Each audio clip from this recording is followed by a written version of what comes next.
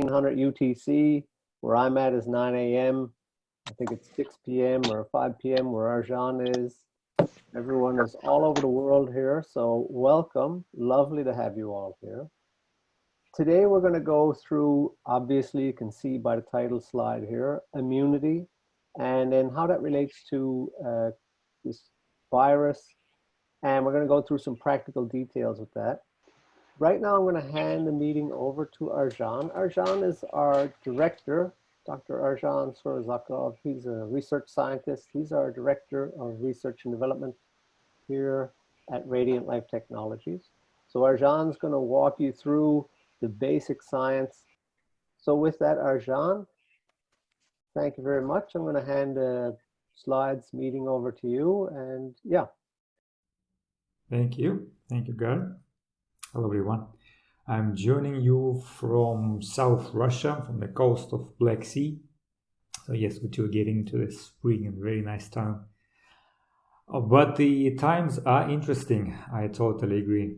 So in this presentation, we will talk about immunity, about the specifically immune challenge when it comes to the COVID-19, the science of it, how coMra therapy can help you, and what are other practical tools that everybody can use at home.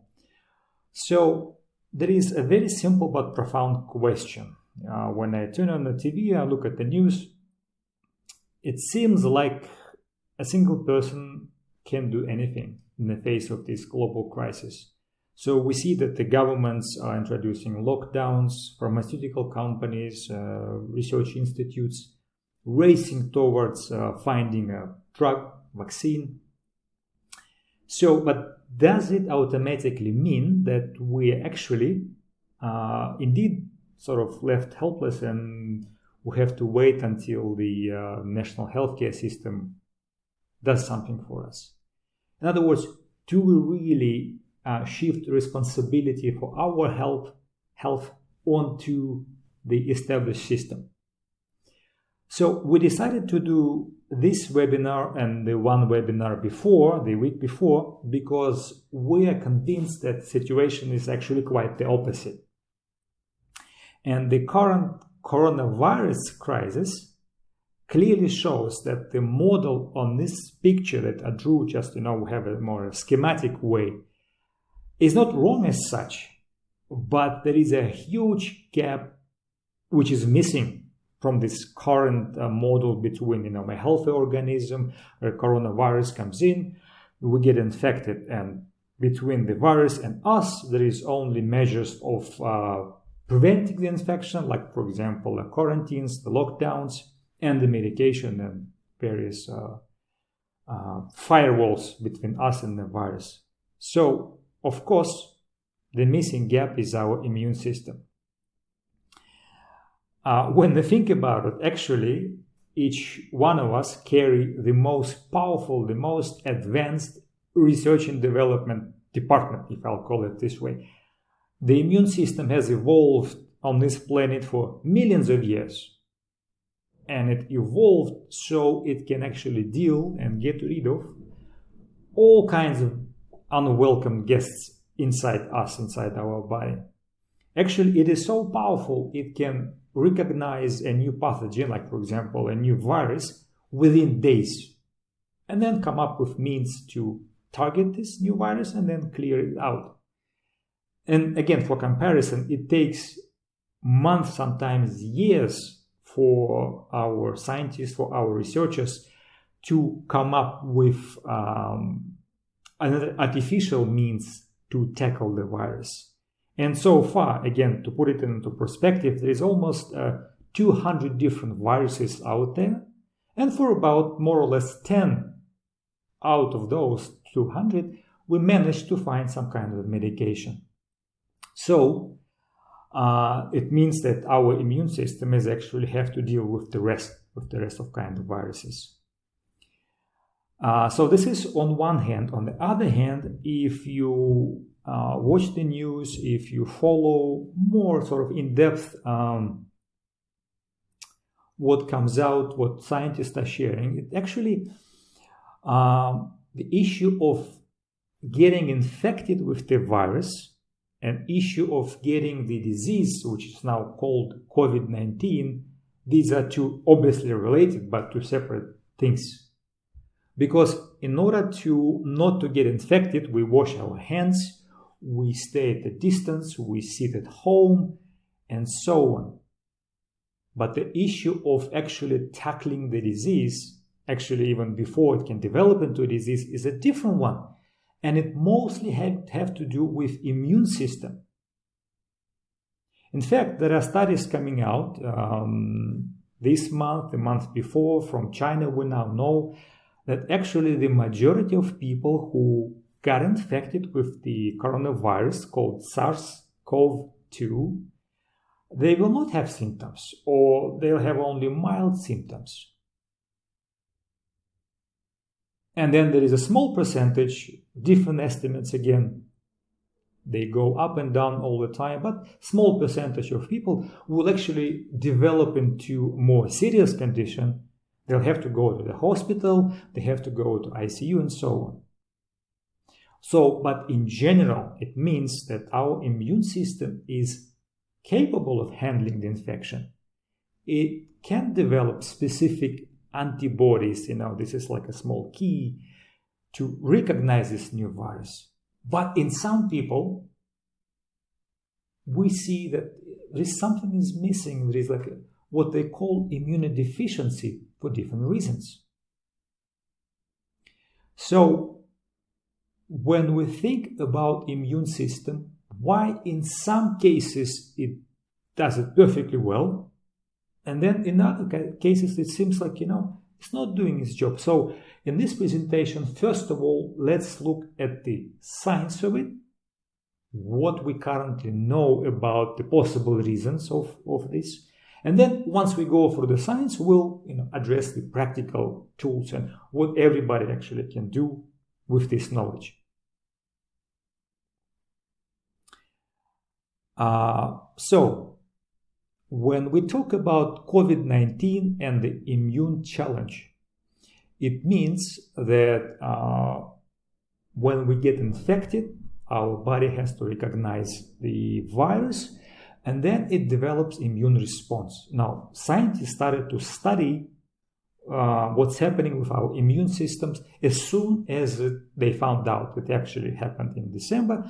And then through January, February, we saw the first scientific papers that are published, mostly from China, where they try to analyze what's happening with the immune system. And actually, for this presentation, what I did, I went to the World Health Organization website. There is a database of scientific articles, which is updated on a daily basis, where scientists can actually go and study, the data from the first hand. So, but I understand that, we are talking about maybe it seems difficult topics. And the week before, when I did the presentation for the doctors, for the practitioners, we can skip all the details. But here today, we would like to make a presentation for home users, maybe people who don't necessarily know what is immune system and so on. So I made this small slide just to cover the real basic things. We don't have to go into any details, but again, just let's lay out the ground. So first of all, what's our immune system? Immune system is our defense. This is, it consists of thousands of different parts. It's extremely complicated, but the bottom line, this is how our organism can protect itself from the foreign microorganisms. It could be virus, bacteria, parasites. And there are all kinds of different things that we can catch. And here I included a small video from Wikipedia, which shows how a neutrophil, let's say immune cell, can go around, and as soon as it identifies bacteria, in this case, it was colored in green, as soon as it's identified, it really digests the bacteria and then swallows it, and then it kills the bacteria. So this is how immune cells are working. They need to get in a direct physical contact with the pathogen, in this case bacteria, and then destroy it. And then, of course, obviously, there are all kinds of different components to the system. This is just to show the one example how it's happening. So, second important thing that we need to understand when it comes to specifically coronavirus, and this is why I'm including the drawing on the right, we need to understand there is a difference between innate response and the adaptive response.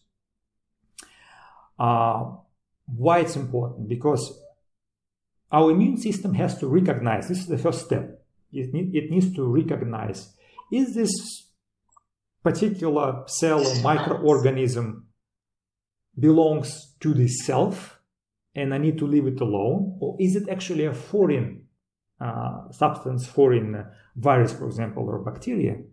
So the first thing is the issue of recognition. So our first barrier is provided by the so-called innate response, when our immune system can immediately recognize a certain very broad class of pathogens or virus, bacteria, which it already knows. So there is a certain, we can call it a signature, and the immune system, as soon as the bacteria invades, okay, this is a foreign pathogen, I need to go and digest it. It's a different story when the immune system doesn't know yet this is a new virus. So for this purpose, because there's every time new viruses, bacteria show up, then we have the adaptive response system. Adaptive response system is more complicated and it has more parts to it. You can see here T lymphocyte, B lymphocyte. But the bottom line, what the adaptive immunity does is when a new virus shows up, like for example coronavirus, and it has a unique, again, signature. So immune system has to find a specific key which matches exactly for that virus. As soon as we found that key, then we need to say, okay, there's a new virus, and this is how you can, this lock that matches that key. And then we need to make a lot of immune cells with that specific lock. And then immune system, the adaptive part of our immune system, proceeds to making its job, which is killing a new virus. So our immunity is responsible for handling a virus. When we know which kind of virus it is, this is the innate response. It's very fast. It develops within hours. The adaptive response takes time. Usually it's days, 7 up to 10 days. Okay. So when I started to look through the database of all the scientific articles that are just coming up with regards to COVID-19, I specifically started to look at those articles that are dealing with the immune system. And actually, to my surprise, there are many thousands of articles dedicated to this, but a very relatively small proportion of it dealing with the immune system. And then I went through those articles. I made a selection here. You will see these links, and later on we'll provide you with those links, and you can read them yourself, or you can consult me with someone who knows immunology, who is a doctor. But the bottom line, the most important finding, I'll just summarize it in one sentence, is that increased severity of COVID-19 follows functional exhaustion of the adaptive immune system. And now we'll go into details, but there are two main findings. First of all, they discovered when they started to look at the patients who came to the hospital, they tested positive for this new virus. It's called SARS-CoV-2. And then they tried to identify and understand what's happening with the immune system. And they found out that there is actually, first, immune cells show signals of exhaustion. And secondly, they drop in numbers. So out of these articles, I selected one in particular from a group of scientists in Beijing. Why I found it very interesting? Because They tried to summarize all the findings. At that time, I think that article was published in end of February, and they proposed that the main idea is that this new coronavirus is different from similar diseases which we already know from the past, is different in a way which mostly influences functional state of our immune system. And this impairment of the immune system, this is why we see, why this new virus is so causing so much problems. So I included this drawing, these diagrams, and let us go very quickly through this drawing, and I'll just draw directly on it. So what you see here is someone who just got infected with the coronavirus. So in the red line here, you see this is the stage of viremia, when a virus got into our system, and then it starts to spread through the body, through the bloodstream. So this is called viremia. Now, at this stage, the body obviously will recognize, okay, there is a new pathogen, there is a new virus. When we start to have symptoms, like, for example, fever. Why do we have fever? That's because the body tries to slow down the replication of the virus. That's why our temperature goes up. Now, what happens here in the stage, here you see the T cells. Again, the T cells, these are immune cells from inside our body that are responsible for the adaptive immunity. So somewhere here at this stage, the body has found out, okay, this is the particular key, this is the sort of the unique signature of this new virus, and now I need to create many more of these T cells, and then you see, there is these T cells goes up. So in this case, this person from the acute stage, it can go to pneumonia, which is inflammation of our lungs, but then immune system finds the key, it creates a big army of T cells, and then the person goes into recovery. Again, sometimes people may have no symptoms at all. They doesn't have to necessarily go to the acute pneumonia phase, and they can recover even without even noticing that they had the symptoms, they had the virus. So again, here we see a good situation when a person had enough functional reserves, which I'll cover a bit later. So immune system is strong. Okay, so let's go to the next slide. Arjan, just before you go to the next slide, just to complete, just to show people that red line, just to explain to them, I'll just do it, as those immune cells are increasing, you can see the red line going down, which means that those immune cells are doing their job of actually reducing the viral load, which means the person is adapting to the virus, and it basically controlling it. The immune system is controlling it, so they're healthy. So this is just to finish off that explanation. Thank you, Gerd.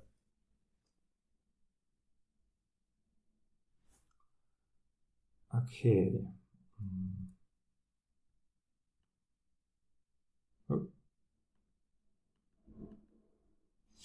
Now, this is a different situation. So, this is a situation when a person, for some reason, have immunodeficiency. So, the beginning stage is more or less similar. In other words, this is the the count of T cells is normal or slightly reduced.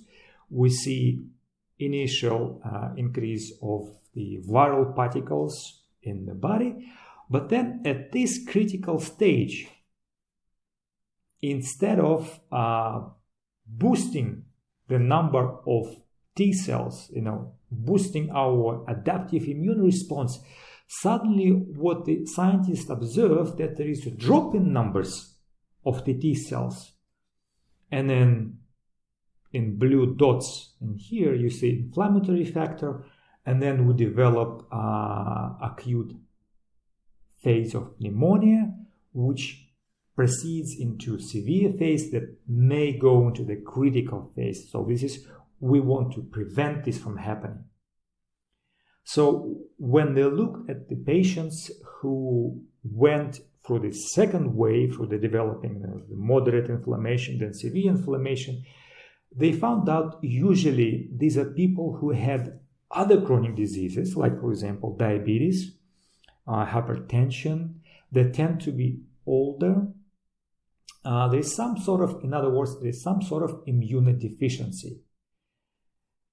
And what the conclusion of this paper was by this team of scientists, they suggested that, okay, at this stage, here, this is the critical stage, we need to provide support to our immune system. We need to help those weak immune cells to do their job. And then they proceeded to make some recommendations that are mostly having to do with medication. But this is not everything that we can do. And let me go to the next slide. We can also talk about energy. So, and the next logical question is why the immune system becomes exhausted.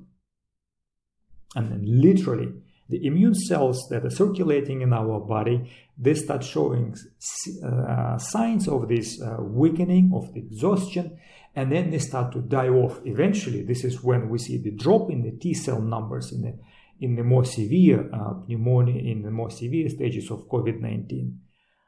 But we need to remember that actually immune function requires a lot of energy.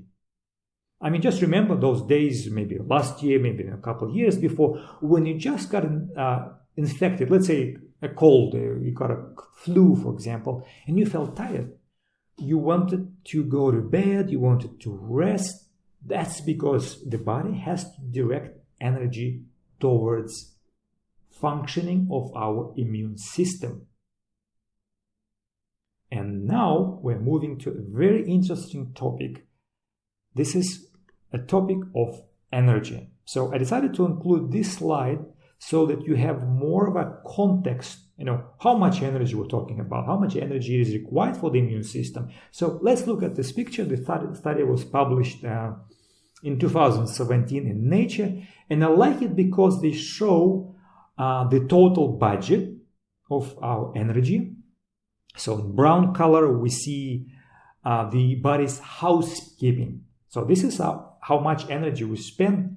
If we do flat in the bed, we do nothing, we just rest.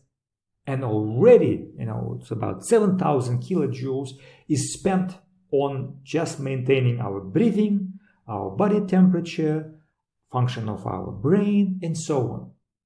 Then there is a small percentage, about 10% is spent on digestion, and the rest is physical activity, speech, and so on.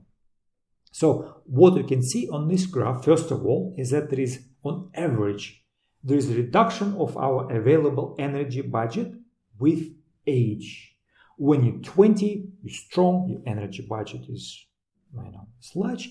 As we age, our energy budget tend to reduce. And you see, this reduction that goes in time.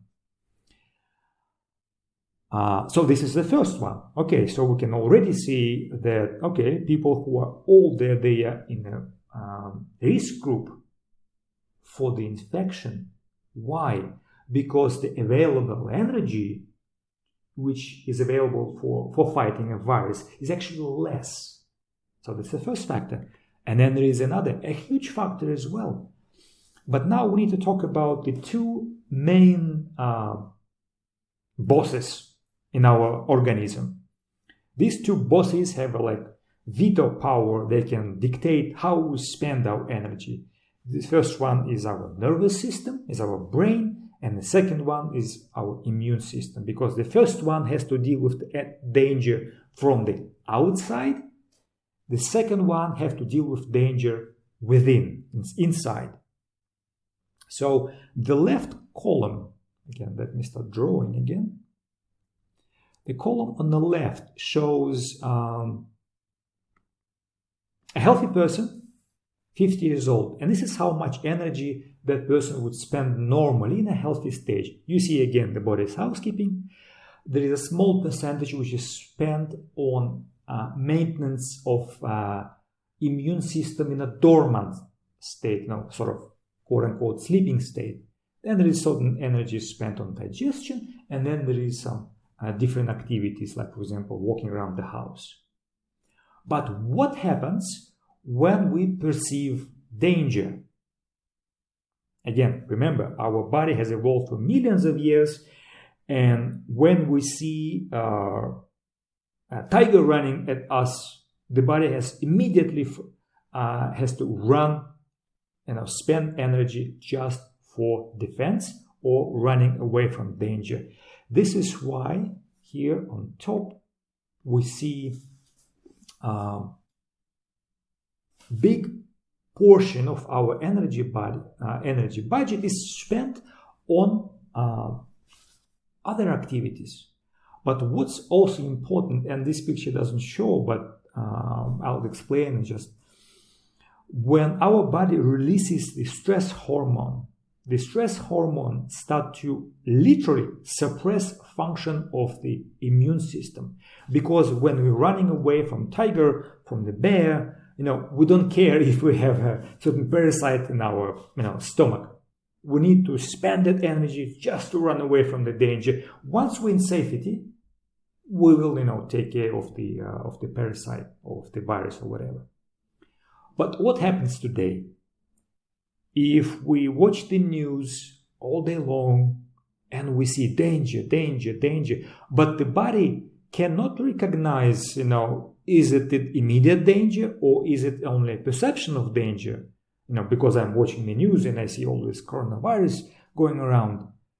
No, the body has to take it as is, okay, there is emotion of fear. So I need to shut down the immune system. I need to shut down the defensive mechanisms, immune defense mechanisms, and I need to really pump my heart. I need to, send energy towards my muscles and so on. So this is what happens if we do nothing but experience state of anxiety and fear. And the other situation is infection.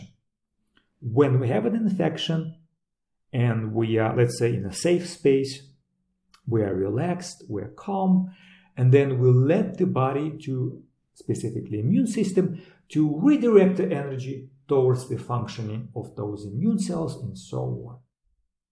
And now our immunity can do its job. So this is how much our immune system consumes energy. I'll give you just one example.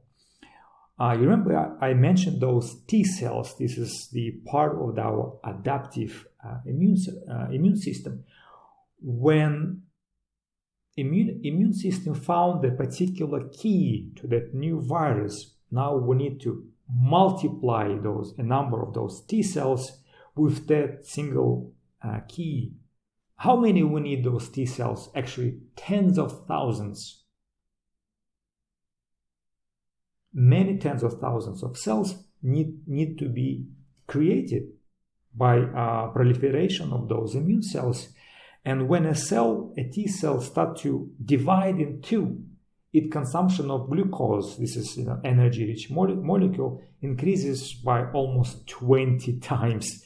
So this is why when we're in bed, we have fever. This is why we have so much fatigue. Because immune system just says, okay, I'm going to take all available energy and start producing those T cells that will take care of the infection.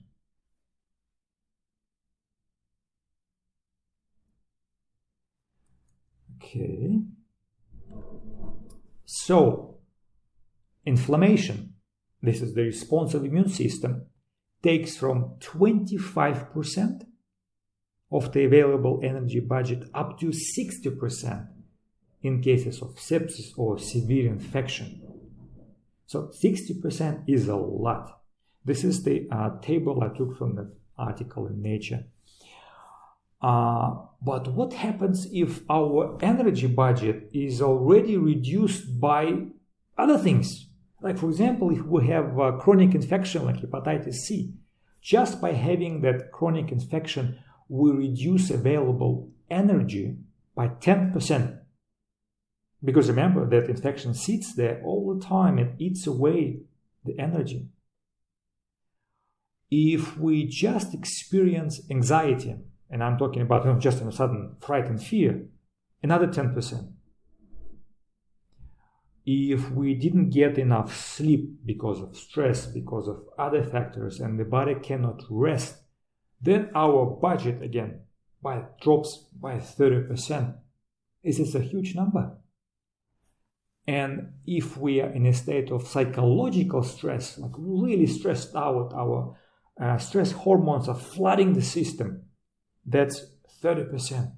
So it's an enormous number. And Arjan, just to add on to that, to give some context for those numbers, walking around doing your thing all day is the same as consuming 10% energy. So if you got a chronic low-grade infection, that's like living 2 days in 1 day. If you're really stressed and you don't get sleep, it's like working 5 days straight in 1 day. It's like you're consuming an enormous amount of your body's reserves in each day. So this is why it gets harder and harder to catch up, so to speak. And this is the energy leaks that are going on for all of us, and we can do things about these. But yeah, so I just wanted to add that on. Absolutely, thank you, Gar. Yeah, so now we understand. Okay, so there is immune system. It does its job every time without fail. Every time, it can identify a new virus, coronavirus, or any other virus. It can find that key, but then what about the immune reserves? What about that energy buffer that we have in our system? And we can do actually a lot about this one. So the rest of the presentation will talk more about the practical tools that we can use now that we know that actually the COVID-19 disease, the severity of this condition is directly proportional. It depends upon the degree of how much immune system can function, how much reserves are left in the system. And if we deplete those reserves early, remember that graph I showed early in the disease phase when we just got infected, then we proceed to the more severe stages. But if we have enough reserves, we may have mild symptoms or actually no symptoms at all. And that's the beauty of this process. So first thing that we can do, and actually everyone should do, is stop those energy leaks by changing our behavior. And the first thing that I hope that this webinar is doing is actually to tackle fear. And the way to do it is not to say, oh no, there's no danger, let's forget about it. No, but let's find the clarity. Let's find the actual data. And here I'm sharing it with you. There's all this information. So to say, no, we're not actually powerless. No, we're actually very powerful. And our immune system is extremely, extremely ingenious. It's very inventive in handling those viruses and bacteria. So let us tackle that fear. And please share this webinar with your friends, with your families, because it's very good information. Second one, good diet. It's a huge topic, what's a good diet? And by intention, I'm not even including what is a good diet. This is a huge topic, but things we eat can either, increase our energy budget or actually take away from it. So organic food, lots of veggies, the list is long. Next, herbs and supplements, vitamin C, vitamin E, D, sunlight, fantastic herbs out there. All of these things will, add a bit more percent, another percent, another percent, another percent, to help our immune system. Moderate exercise. Even if you sit at home, do those exercises. Plenty of good sleep. If you are in panic, if you cannot, like it's really overwhelming, reach for support. Or provide support if you can. This is very important in times like this, just to stay in touch, because even just by making a phone call, by reaching out, by sharing, for example, this information, we can reduce that stress level. And as soon as you reduce the stress level, the science tells us, our immune system goes up. It's in that direct relationship. So this is what everybody can do. We can stop those energetics just by changing behavior. This is first step. But then there is also another step that we can do, is to boost immune function using coMra therapy. Why this is important? This is important, first of all, because our immune system requires energy to tackle any new infection. So even though, for example, I'm not in that specific risk group, I'm still doing my coMra preventative treatments, because, and actually I might already had that infection because our family had something going on about a couple of weeks ago, and we never know. Is it common cold or was it a coronavirus? But we handled it perfectly well. Second of all, if we are of greater age, if we have those chronic infections, if we have other diseases, or, for example, if we're exposed to certain risk of infection, these are doctors, nurses, people who have to go out there anyway. So these people need to boost their immunity. And finally, there is no need to panic, to be scared, but scientists and experts are saying that the coronavirus, this new strain of coronavirus, might actually become a part of our family of viruses which we meet every season. So let's say there could be a second wave, third wave, and so on. We don't know. It may go down and disappear completely. It may not. So rather than taking chances, let us prepare, let us make our immune system as ready as it can. So, coMra therapy is a technology, and actually many of you I know already have coMra devices. This is a coMra Palm device, this is a coMra Delta device. So this is a technology that combines non-invasive, low-intensity radiances. We're talking about an infrared laser, magnetic field, color LEDs, and the professional device also has ultrasound. Now, coMra therapy works differently from other medical tools, other medical technologies. So I made this illustration just to, in a very simple way, maybe show the difference that with coMra therapy, we're not tackling the disease. When you treat yourself with, let's say, coMra Palm, you're not actually trying to kill the virus, kill the pathogen directly inside the body. No, it's actually the work of our immune system. So what we're doing with coMra therapy, we are increasing the functional reserve of our immune cells so that those immune cells can intelligently tackle the infection and then clear out the infection, and then we get healthy. So again, to make it very clear distinction, medication, most types of medication, they act directly on a disease, quote unquote, mechanics. There's certain specific pathway, how the virus gets into the body, replicates, and so on. So the medication tackles that part. With coMra therapy, we are addressing just the functional reserves. This is why we like to see the method of coMra therapy is a method of how we can intelligently cooperate with the body. In other words, the immune system is hugely intelligent, but we can get that support at a critical time so it can do its job very effectively. The whole science of coMra therapy is a somewhat complicated topic. So here I included one simple slide, because what happens when we put, let's say, a coMra palm on our body, and those radiances enter into the tissue, and they do what? What exactly coMra therapy devices is doing?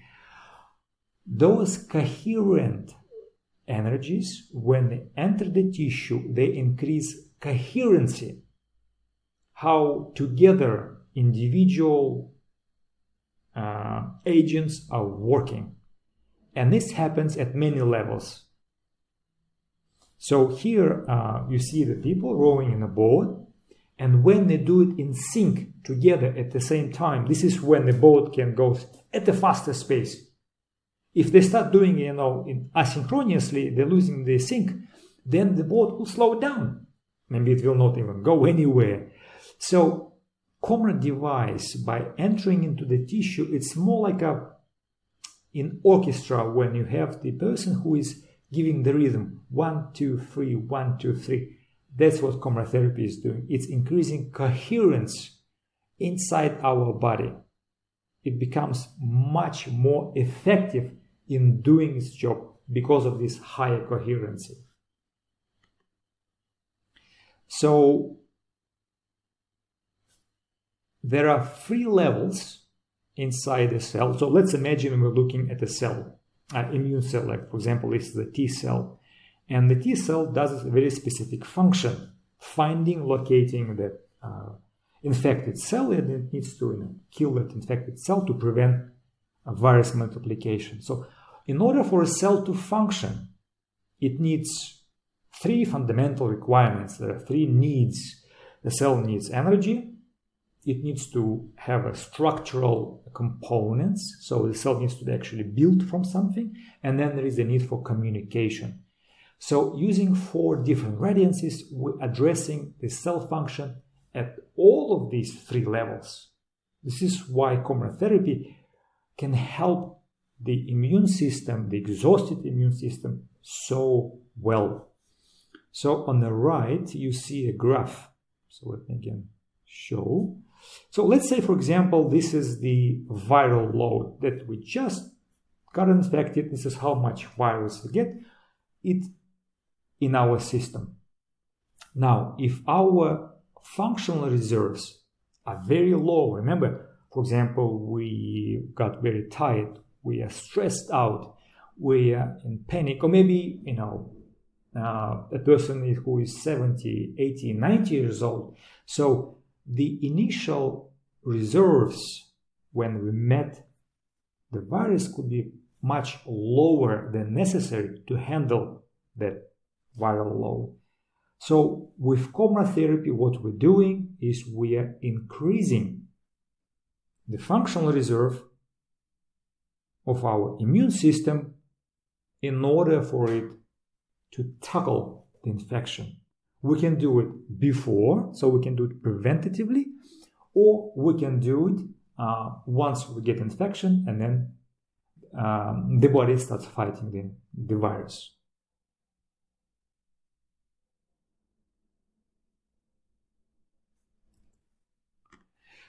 I would like to show you not just me talking about it, but I want to show you a very specific example I found in a paper published in 2016, where they actually measured the effect of low-level laser. This is one of the radiances, coMra therapy, on a function of those neutrophils. This is an immune cell in pneumonia.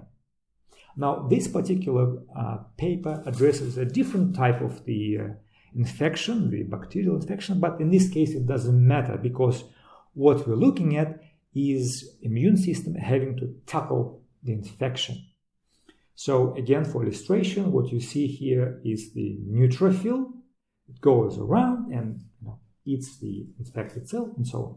And here, bacteria.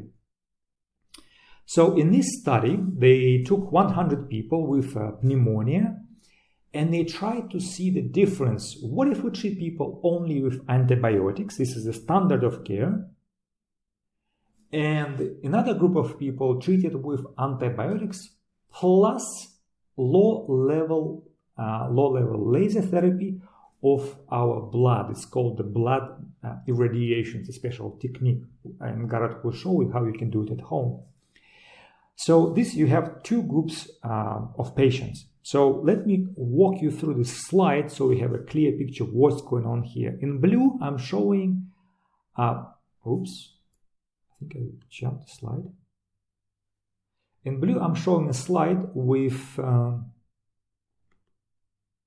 patients who had only antibiotics. So in the subgroup where they experienced only mild inflammation, they measured the activity of those immune cells.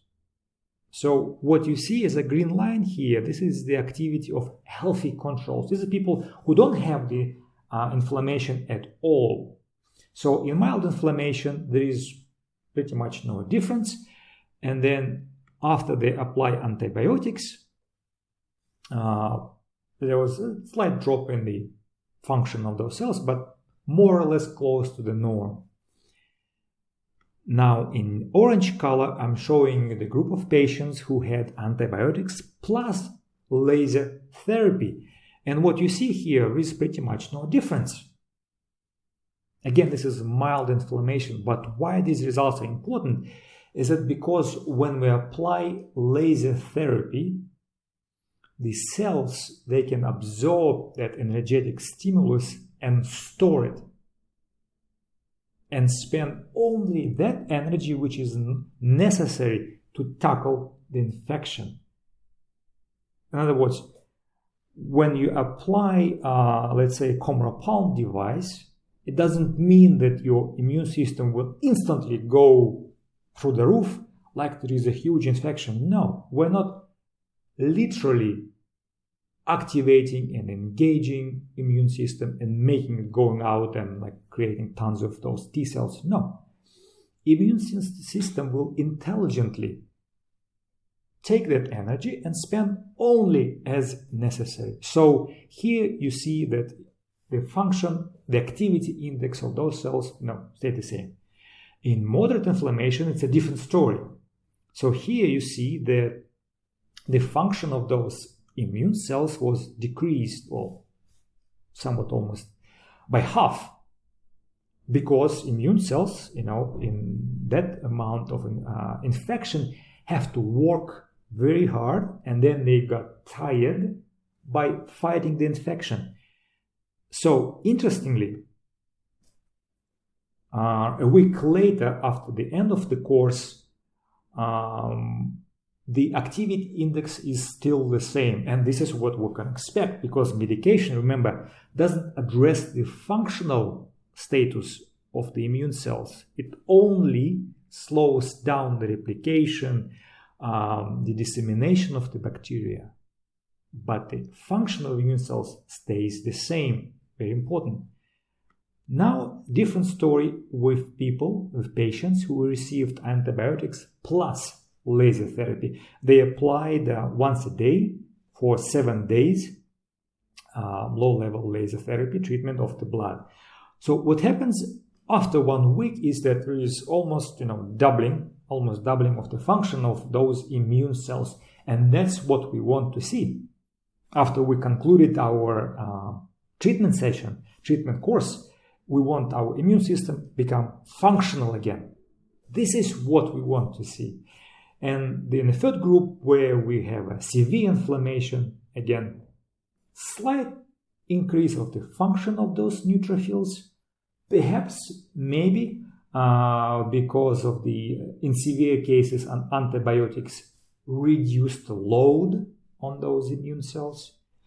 But when it comes to the treatment with laser therapy, we have a much better outcome. Again, this is what we want to see. So now you understand what's happening in the body when you'll be doing what we call non-invasive blood irradiation. you will be literally giving a boost to those immune cells whose job is to go around, find those infected cells, and then get rid of them, literally kill them, and prevent the multiplication of the virus. Again, the study is published. Well, this particular paper is in Russian, but the abstract is in English. Okay. And just to add something with that too, Arjan, Mm-hmm. if we go back to the functional reserves, and remember we had the graph or the slide that showed 10% for low-grade chronic infection, 30% for acute pain, these kind of things. In that severe and moderate inflammation, what we're looking at in the before is the state of functional reserves are low, and this is how that inflammation, let's say it exacerbates itself, the situation builds on itself. And in the severe, why it gets to the severe is because those functional reserves get so low that now there is severe inflammation. Whereas when the body is in a healthier state, it's constantly, let's say, modulating itself to keep inflammation in check. But as soon as the reserves go down, whatever type of inflammation, whether it's in the lungs, whether it's in your foot, doesn't really matter. They're a bit different, but in terms of inflammation, the body's trying to keep that in check, and the functional reserves are the key to not being able to regulate that. So when you look at the grades here, it's showing the beginning, the lower functional reserves. So with the treatment, it is increasing the functional reserves. I just wanted to add that, Arjan. Thank you very much. Thank you, Gerd. And actually, it's a very good point, because when I looked at those articles that I published, some of them published, literally 3-4 days ago before this webinar, and I started to look, okay, so scientists have identified that, all right, so immune system is exhausted, but then what we can do about it to remove the state of exhaustion. But what I found so far is that they look only at the ways how to block receptors, for example, receptors on a T cell, which are indicative of exhaustion. But this is a bit strange, because you think about it. Your car is driving down the road, and on the dash you see it shows, the tank is almost empty. You see this red light blinking. You almost ran out of gas, and the red light is blinking. It means we need more gas. But if you tape over the indicator and you say, if I tape over the indicator, then the problem goes away. No, it's not exactly like that. So what I saw is that, unfortunately, if you go to the conventional model, which sticks mostly to the chemistry and the mechanics of the inflammation of the immune workings, it's not enough. We need to look at the energy aspect of this process. This is why it's so important to talk about functional reserves. It's so important to talk about the energy reserves in our body. And also, it also means we need to find ways to address this problem. And it's a global problem right now with the coronavirus. It's not just a small group of people like with the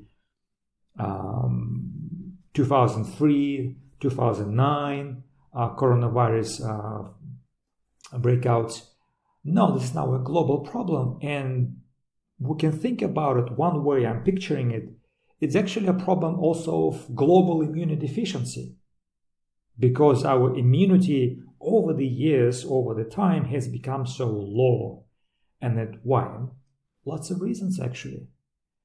Diet, maybe too much antibiotics, overly stressful lifestyle, lack of physical exercise because we all sit mostly. So all those things, and again, chronic disease, all those things will pile up, and this is how we develop this. We can call it epidemic of immunodeficiency, but now it just now becomes obvious because new virus goes around. So yeah, thank you, Garrett. Very important point. And again, my conviction is that, we can't really tackle this crisis by taking more medication, because the question of building a firewall between us and a virus. This is important aspect of it, but this is not the whole picture. The another half of the picture is the state of our immune system. And actually, this is not new. I did a very quick search, and I found these articles that are showing very clearly, and these are just recent ones, showing very clearly that with, for example, a low-level laser therapy, we can improve function of immune cells. And again, different types of immune cells, different situations, but all these articles show it very clearly. When function of immune cells is suppressed, why? A chronic infection,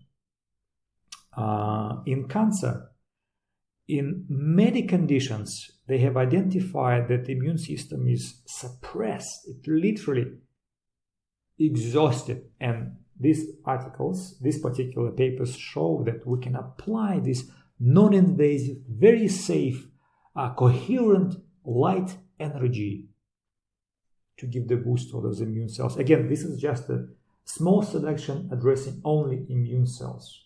But there are many more papers, many more documentation that all kinds of activities, metabolic activities in our body can be increased. And in my book, which I just wrote, I list those references.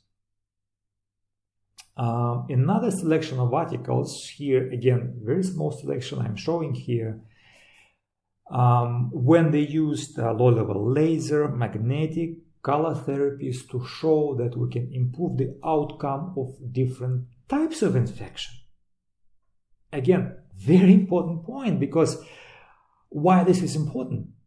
With medication, we have to be very specific. With antivirals, we have to be extremely specific.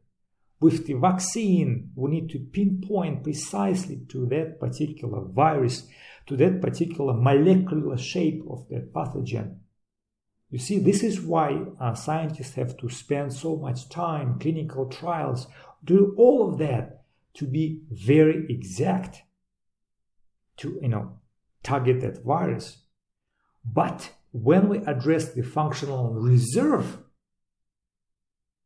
in infectious diseases, we don't have to worry about it. So in these papers, you see tuberculosis, herpes, pneumonia for different reasons, acute pancreatitis. These are caused by different pathogens, by virus, by bacteria, secondary pneumonias, and they all showed improved outcomes. The severity of disease was less. The duration of stay in the hospital was less. The severity of inflammation was much less, and so on. Again, you need to see the difference, that we are not targeting a specific virus, we are addressing the strength of immune system on general. So when you think about coMra therapy, and when we say you can take coMra Palm and apply it for a coronavirus, you can apply it for a flu, for a common cold, or actually any other infection, this is because we're not targeting a specific virus. We're looking at supporting the immune system. And then its job, immune system's job, actually to tackle the virus. And again, these are just sample references. I wrote that book about, just finished, and we're currently in a production phase, and we will publish it soon, but we will release first of all on a library on our coMra Life social network. So if you will join our platform, you will have access to that book as soon as possible, and then later on we'll put it on online web shop for sale. Again, in that book I go into the more detail how coMra therapy works at each level, at the level of energy metabolism, the metabolism of at the structural level, in other words, the speed of metabolism, and then regulation. And it's actually a short read, about 70 pages or so, all the details are there. At this point, Garth, I would like to hand back to you. Okay, thank you, Arjan. I just wanted to plug your book a bit because, of course, I read it already. One of the things that really excites me about it is it's not healing with laser therapy. It's not healing with magnetic therapy. It's not healing with color therapy or ultrasound therapy. It's healing the body with coherence, because all of those radiances incorporated are like the constituent parts. So you don't have a cell phone because it's got a screen. You don't have a cell phone because it's got a battery. You don't have a cell phone because it's got an antenna. All of those are the constituent parts. And when they come together, they create the cell phone. So just like with coMra therapy, when all those pieces come together, they create the coherence, the way we put them together. And that coherence, as Arjan was saying earlier, is, let's say, imparted to the body. The body makes use of the coherence. It becomes much more efficient in its functioning and much more effective in getting the job done that only it knows how to do, to the degree that it can be done. And in the book, it lays this out very nicely. So yeah, I just wanted to say that, Arjan. Thank you. I love the book, of course.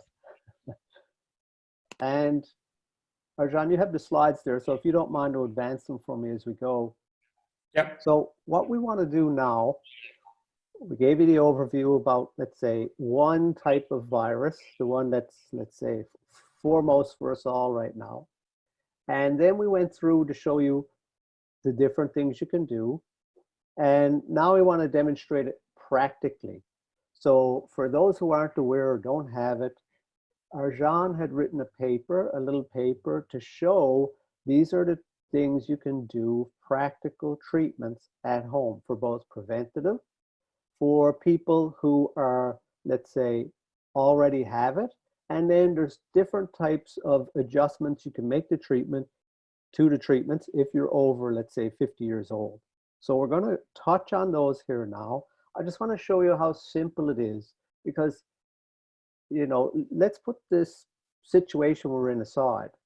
You can do this from the comfort of your own home. You can reduce your own stress at the comfort of your own home. You can do coMra treatments and stuff. So we want to go through this a little bit so you can see how simple it is practically. Arjan, could you go to the next slide, please? So today we're going to use the example of the coMra Palm. Now, we've been working with coMra therapy for a decade now. coMra Palm is the simplest device to use. It's a little, let's say, it's the most gentle, softest approach of them all. It's extremely affordable. Look, if you go out there and you look around, I guarantee you will not find anything to match it for what it can do for the price point. By safe, we're talking about you can lay that on your coffee table. Anyone can come into your house, pick it up and start using it, no problem. Back to what Arjan was saying, I just want to piggyback on this in relation to safety as well. It's not as if you're going to do the treatment and it's going to make your immune system go all, let's say, into full fight when there's no virus or whatever. The body's intelligent, so it makes use of the support, because coMra therapy is not forcing it in any direction. It increases the coherence. And just like if we're more coherent in our thoughts, we think more clearly, we get things done more efficiently. Same with the body. As the coherence goes up, it can tackle the things simply and easily. So this is what we're talking about with safe. Now, I already talked about comfortable and to use at home. And then, yeah, I often will say to people, they say, well, why the palm and not the delta? I say, if you just want to stick your toe in the water, then the palm's the easiest way to do that. And you can easily work up to the delta, no problem. So Arjan, let's go to the next slide, please. Just, Garrett, if I may. Yes, please. The coMra Palm device is easy to disinfect. So if you are sitting at home and let's say a member of your family have symptoms, it doesn't matter again which disease, it could be a flu, it could be the new coronavirus, doesn't matter, but the device itself is easy to disinfect. We do advise to use different palms if it's a big family, rather than, so the person can do frequent treatments once they had the treatment. The symptoms But if it's unavoidable, you can wipe it. And again, there are instructions how to disinfect the device, but you can do it. And again, the very important point here, Gareth mentioned, you can do it at home. And again, when I think about the situation in our society where everybody sits at home, you cannot go to the hospital, you cannot travel somewhere, but what can I do at home? What if I already got some symptoms? Well, because the device is so safe, it's so easy to operate, and this is the bottom line. This is how we take responsibility to take care of our immune system. And this is why we came up with coMra therapy, and this is why we're promoting it for more than 10 years, is to help people to take that responsibility, to be able to use the device at home without necessarily having to travel somewhere. Yeah, thank you, Gary. Just wanted to mention that one. That's great. Thanks, Arjan, for adding that. And with respect to cleaning, I have a coMra Palm here. Hydrogen peroxide, I think it's 3%. You can get that at any chemist very simply. We'll clean that, no problem. So now we have an example right here. This is from that article that I was telling you Arjan wrote.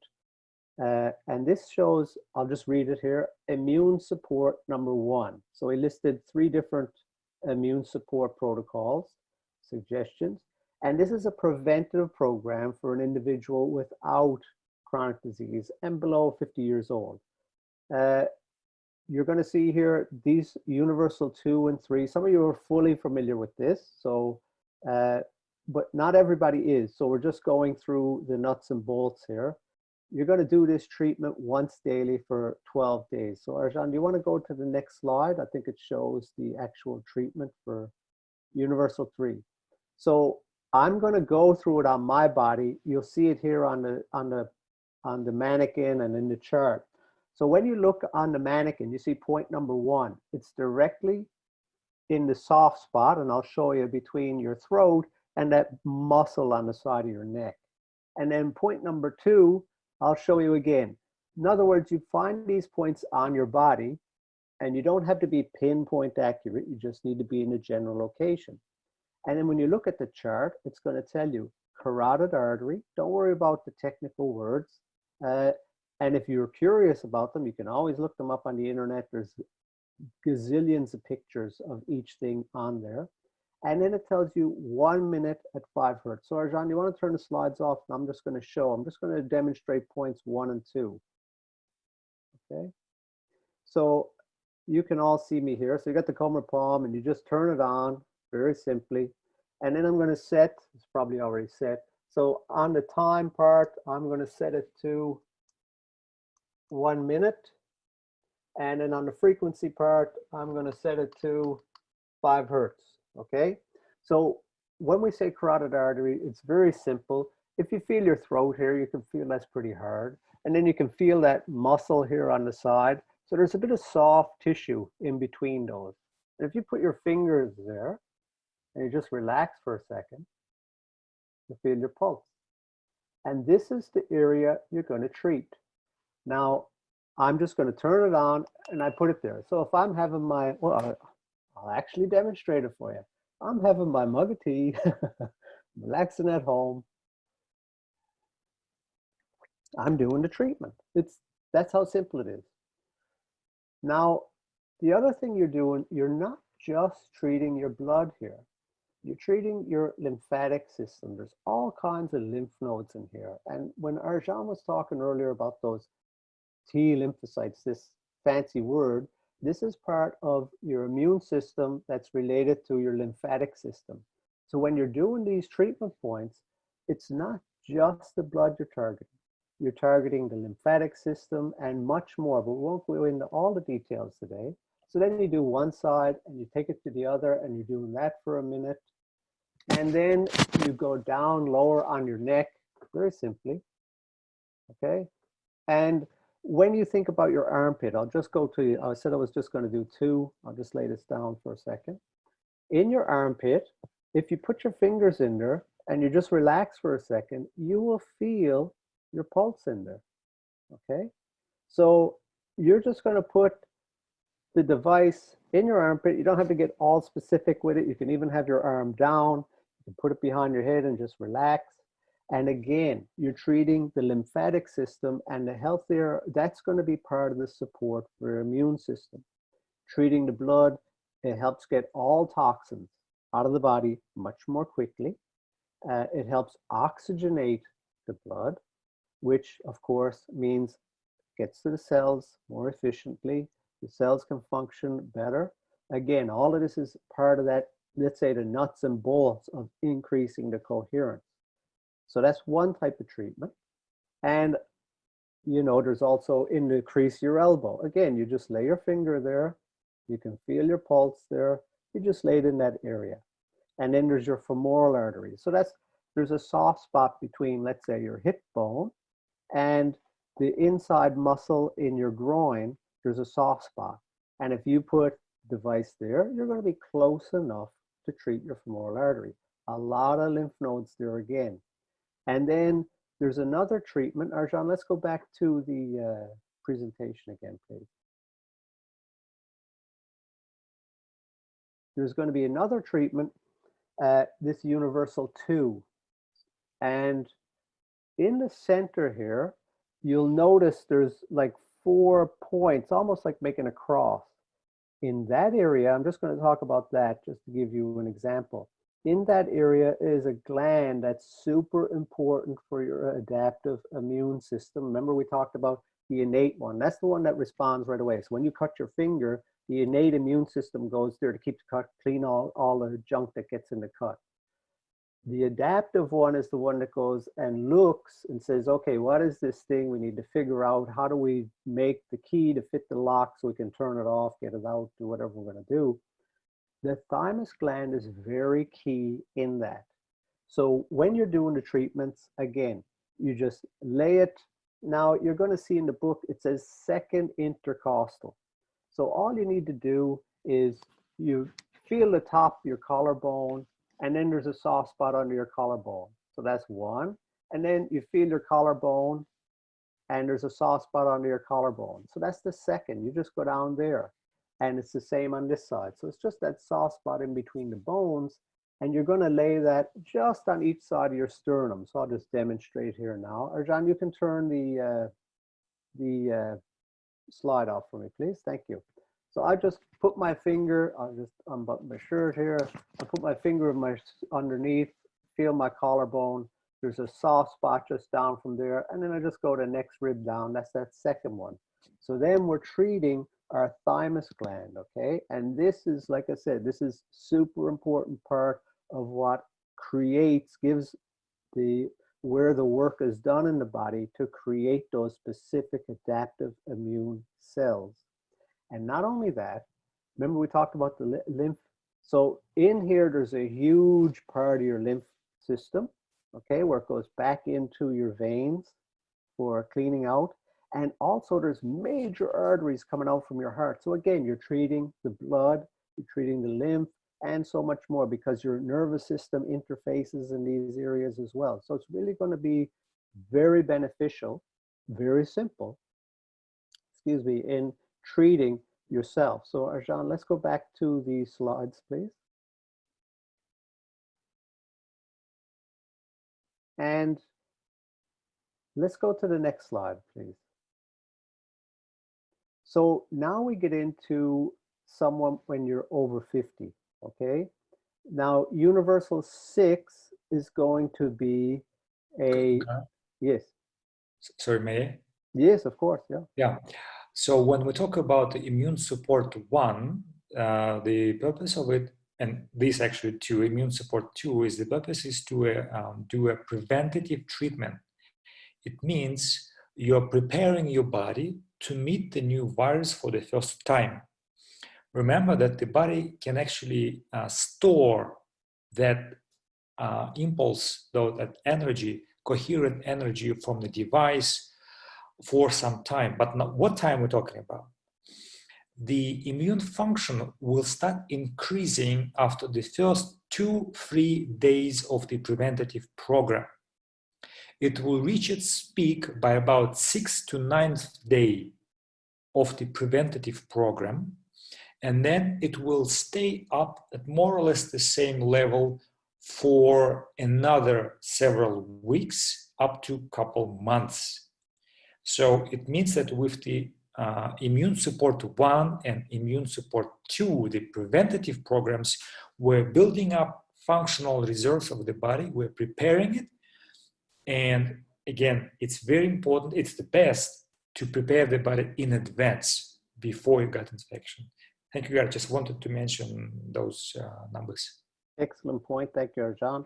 And in addition to that, so let's say you do the treatment and then, you know, knock on wood, something really traumatic happens in your life, very highly stressful event. Remember, that's automatically going to start to draw on those functional reserves you just built up with the preventative treatment. So this is assuming that you're doing steps to look after yourself. But if you know something's happened that really is drawing down on your reserves, you can do more. Just wanted to give you the context. Remember, we have the functional reserves, so we've got to be aware of that all the time. Yeah. Okay. So let's go to the next one, Arjan, please.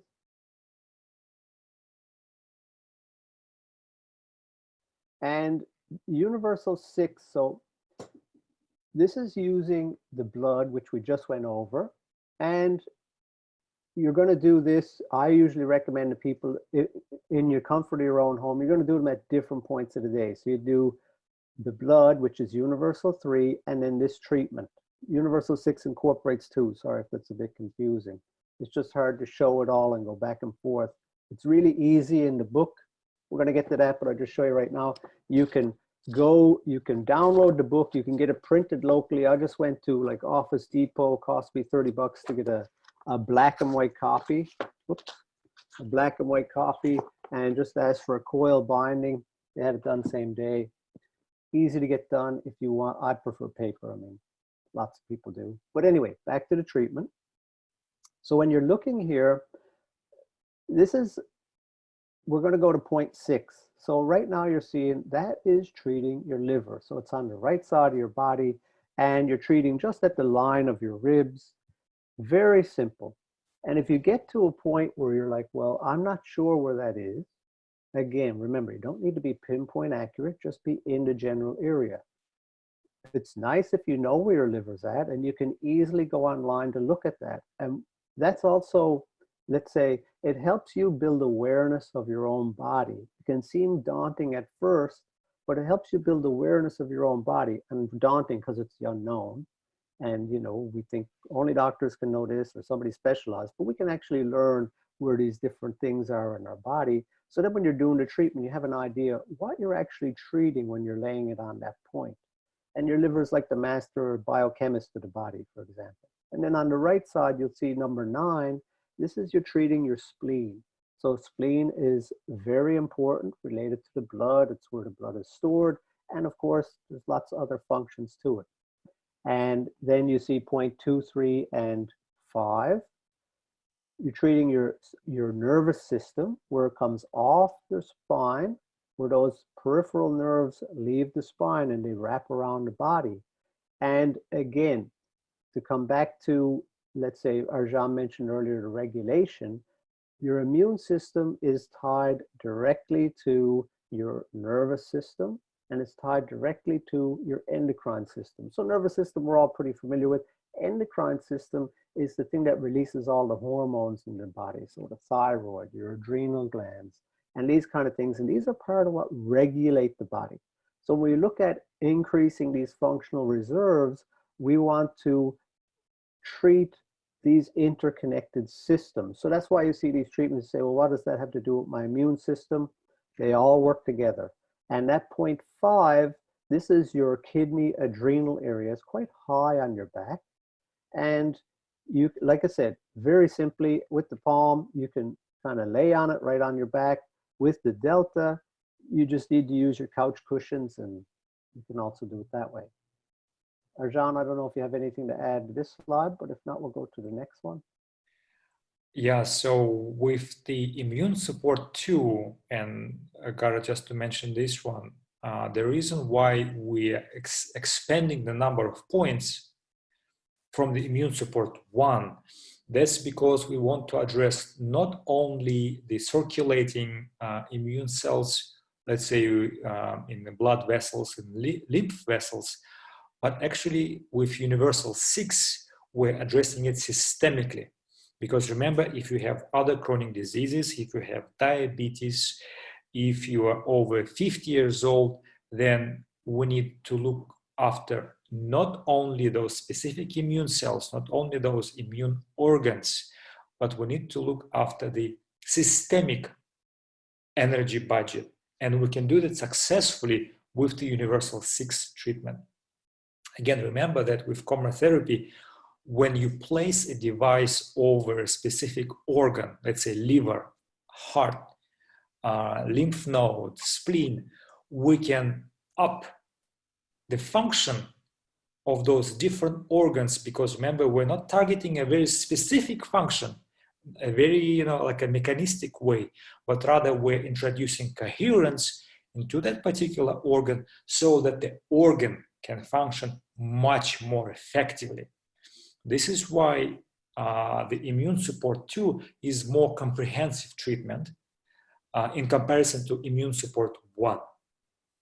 I wanted to mention that, Carl. Thank you. Thank you, Arjan. Excellent point.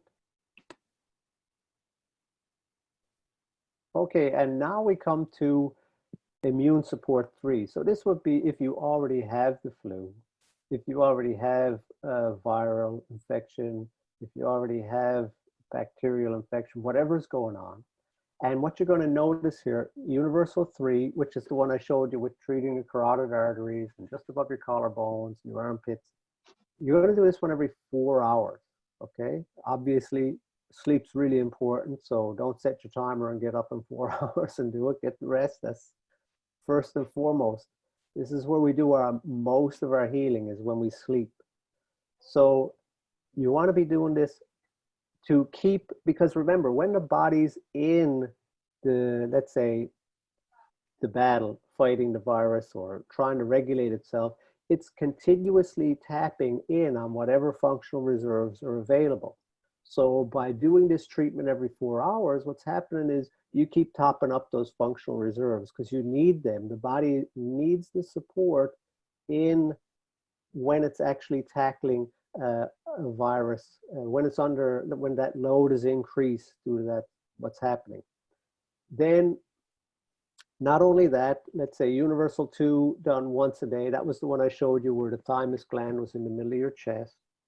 Now, depending on what's happening, so let's say, generally when we catch a cold, a lot of us will experience it. It's in our throat, and it wants to go down. And we want to keep it from going down. We want it to go up. We want it to get into our sinuses. It's much easier to deal with. When it goes down, it gets in the lungs. That's what we don't want. So you can add these respiratory symptoms of pulmonology 1. Again, we come back to the book. So you can just go to the spot in the book. The treatments are there. We'll get into how to download the book for those who don't have it and are interested. And if you're having headaches and all the things that go with it, you can look after that as well. You're not going to over-treat yourself if you're, let's say, treating your headache, treating your blood, treating your lungs. You're not going to do it. Now, if you have the luxury of splitting it up in your day, this is really good. So let's say you sit down in the morning, right away you do the universal 3, you're treating your blood, and then you do a few things around the house, and then you say, you know what, I'm going to sit down again now, I'm going to have another cup of tea, and I'm going to do the universal 2 this time. Then you come back later and you can look after your headache, your respiratory system. So you can break it up, make it really convenient for you. Doesn't need to be a mission, shouldn't be a mission, because you're giving yourself like that TLC that your body really needs. In addition to these, it's not listed here, but also, because we mentioned if you have, let's say you have a bowel condition, or you have heart condition, or something else is going on, you can include those too. And we recommend it, of course, because those functional reserves are being used across the board. The body's always, let's say, triaging. So in other words, it decides what's the top priority to look after. And then there's a, let's say, relative order to that. And it's going to draw on functional reserves in the order that it most needs. so you can support those other systems so that they are less taxing on the overall picture. And like it says here on the bottom, do it until your condition significantly improves. Now, what we mean by significantly, I've had a lot of people who will treat till the symptom just starts to go away, and then they're off like a bullet back to, you know, full-time work. And of course, a bit different right now, but we all want to get back in action, so to speak. What we're saying is, okay, that's improvement, but significant improvement is keep going till you really feel your energy back. And I would say you can even do a few more days past that, just to, let's say, bolster the system and make sure you're not jumping the gun. And then, as you see there, then continue with that immune support 1 for another week, which is really saying what I just said. And Arjan, I don't know if you had anything you wanted to add there. Regarding the times, you know, like for example, doing 4 hours, every 4 hours, you know, done 1-2 times a day and so on. What's very important to understand, these are general guidelines. By no means they imply like you have to set your clock alarm like 4 hours past, you know, grab the device. No, it's just to give you a general idea. The main cue should be the state, how we feel. In other words, if you are somewhere on the moderate side, you know, mild to moderate side, maybe you do it every 4 hours, maybe every 5 hours, maybe twice a day even, if your symptoms are very mild. Again, you go by feel, and that's very important to understand.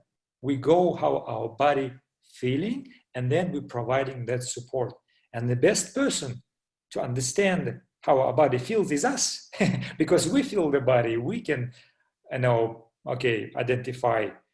Because once you apply coMra Palm, you literally feel the energy boost. You literally feel better.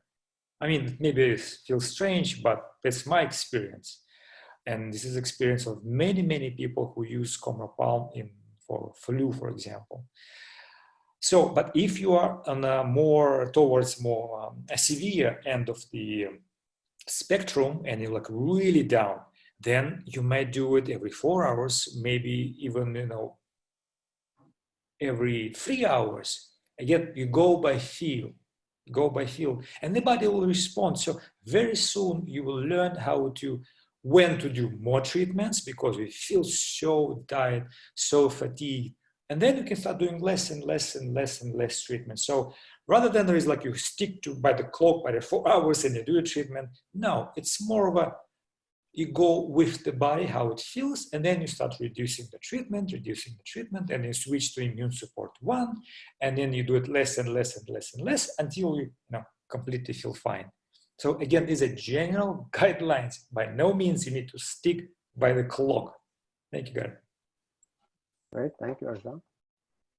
Okay, next slide. And here, we just put this slide as a reminder, because what we're doing, we're tackling this, that solid red line. We want to be increasing the immunity so that we don't go to that severe phase. So the preventative is very important. Yeah, that line right there, thank you. We want to, we're making sure we head it off so we can go where Arjan is drawing right now, so to increase those functional reserves of those T cells. That's the rationale. That's what you're aiming at when you think about why you're doing it. This is what you're doing so that you can stay healthy. And if there's a load on the body, to help the body to deal with the load. Next slide, Arjan, please.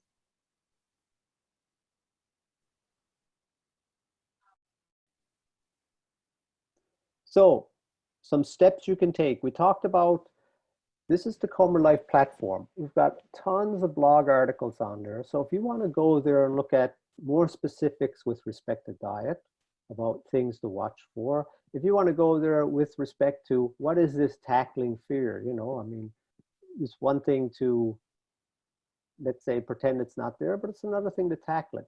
You can go there. The link is here. We'll send it to you after, the coMra.life.blog. And there's also, you can join there as well. So for those who have coMra. And go to the next slide, Arjan, please. So we're encouraging you to go there. There's lots of free resources. We're going to be doing more webinars. We're actually going to do one next Tuesday about the coMra journey. And those webinars we're intending for each Tuesday, same time.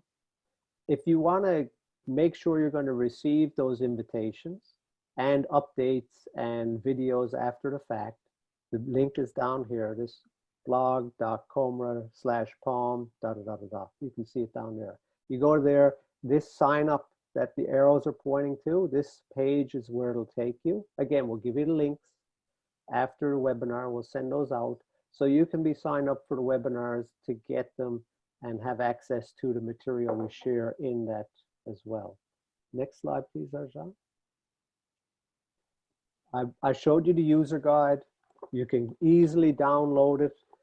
You can have it on your tablet. You can look at it on your desktop.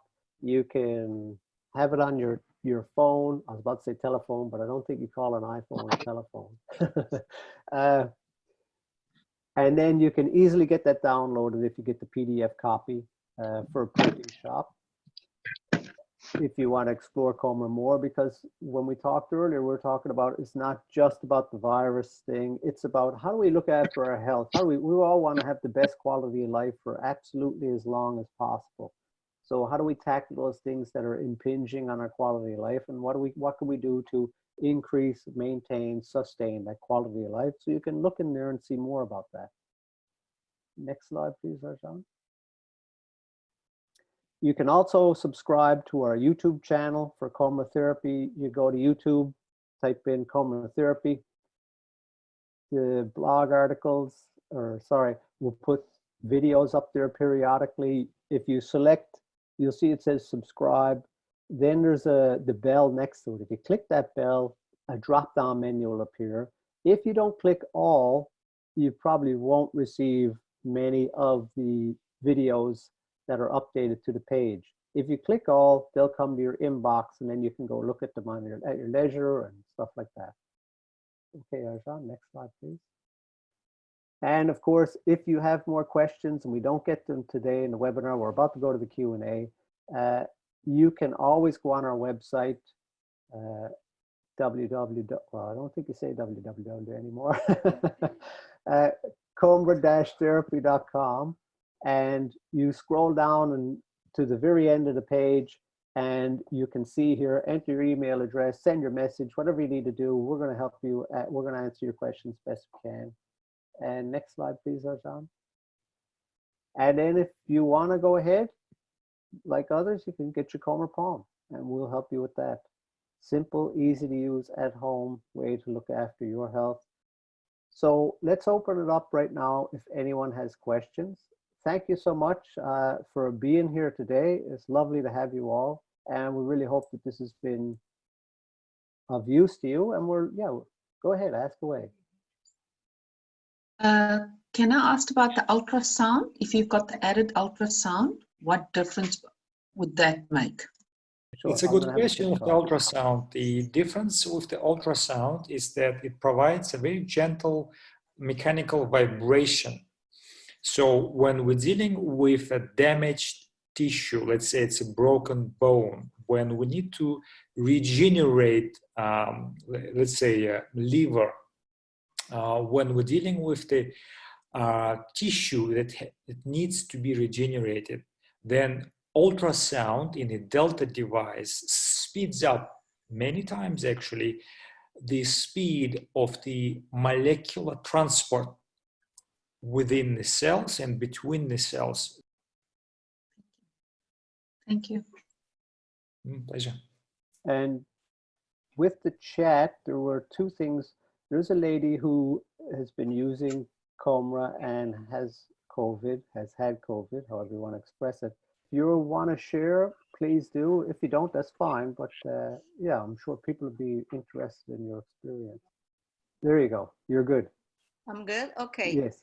Yes, I got the coMra like a year ago. And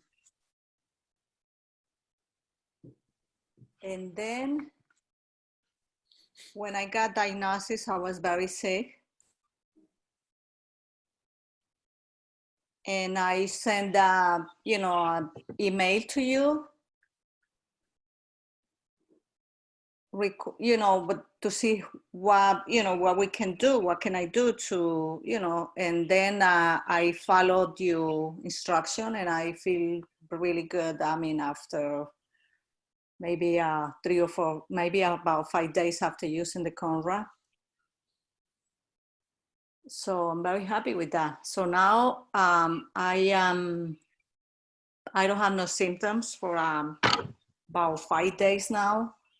I didn't use the coMra for about 3 or 4 days, and I would like to know, which one I can use. I would like to know if I can use Universal 3 or, and also because my daughter, she's 16, and my husband, we all live in the same house. They don't have no symptoms, but what can I do for them to, to help with the immune system? That way they don't get it.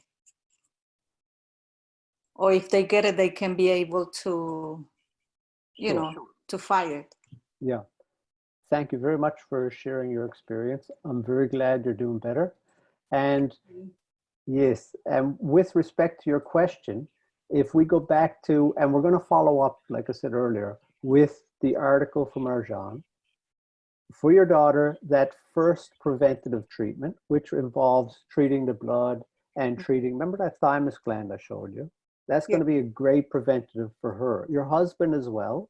And if he feels, let's say, whether he's over 50 or under is irrelevant. If he feels he needs the support, he can certainly add in the, the other points and on the back and these kind of things for, let's say, because it's, it's been in the house, you've already had it.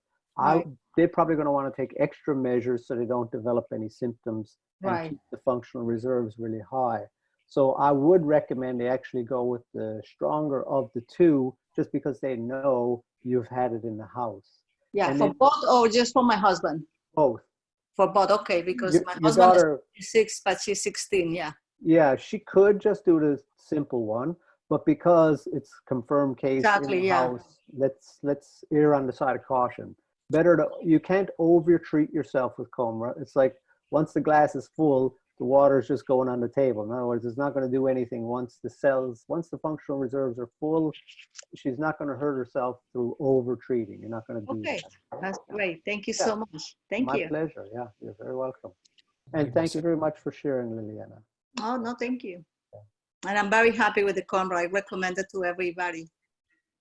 Yeah, highly recommended. Yes, me too, but then my opinion is definitely biased. Okay, someone has their hand up.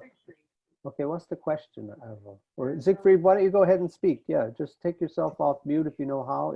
Wrapping my Delta with cellophane paper or cellophane in order to keep it clean, or if the two of us are using it and so forth, does it have any negative effect, or does it have any impact on its efficiency and effectiveness?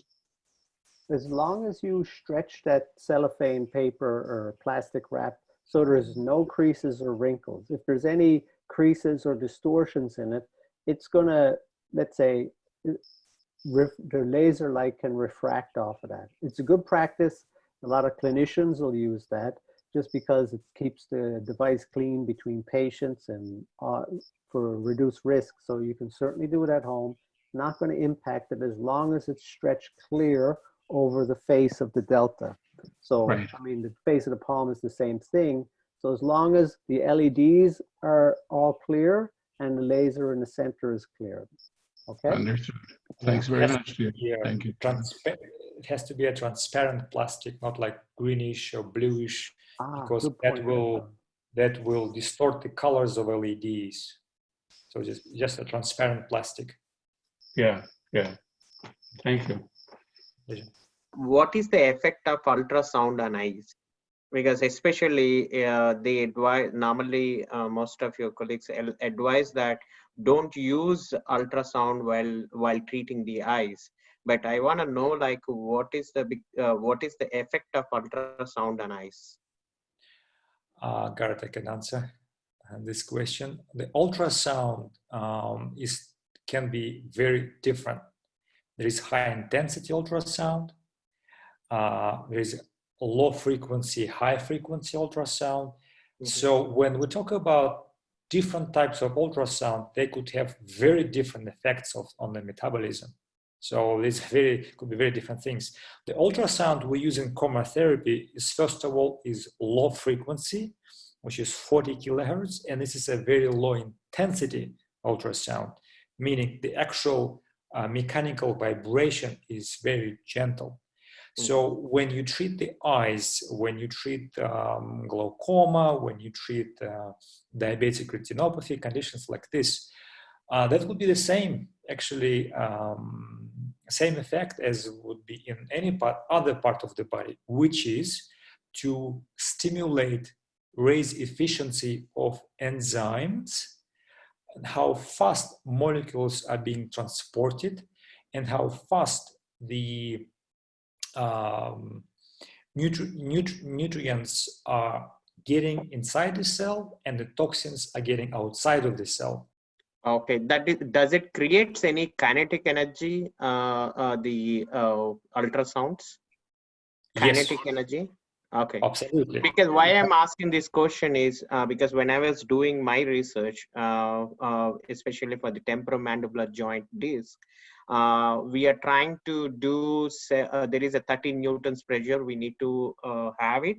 So when you use a 13 newtons pressure on stem cells, it converted into connective tissue cells. So I personally believe that for each tissue, they need some kind of kinetic energy to stimulate it.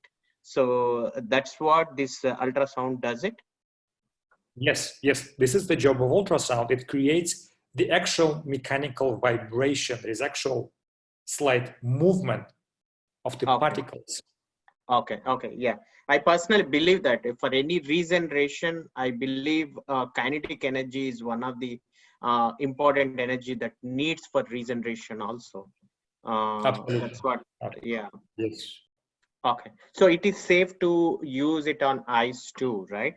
Yes, absolutely. Yeah. Yes, yes. We actually, our experience shows when we switch on ultrasound, we get better results with the eye conditions. Okay, sure. Thank you. Thank you, Garrett. Thank you, Arjun.